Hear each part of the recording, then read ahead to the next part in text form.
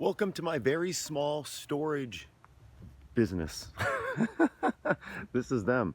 These are 8 storage units that came all the way from China. It's used to sitting, it's sitting on top of our pool. I don't know if you can tell, but that's where a pool was filled in for insurance purposes. As soon as we bought this park, there's an RV park kind of right in front that you can see, and then behind there's 60 mobile homes. But take a look at these right here. These came in from, like I said, China, and they were put together. They came in on a pallet, and then they pop open at this kind of hinge right here. You can even see the hinges on this side. But all of this is super solid. It did take time and labor to kind of put down this base.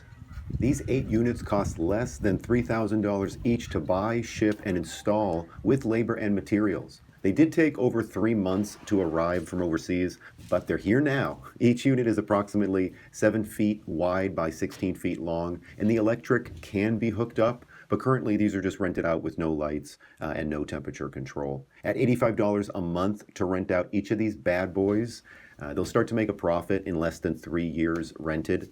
And luckily so far we've had really long-term renters. Now the storage unit renters seem to be a mix of about half park residents and half outside park people, which has been kind of interesting.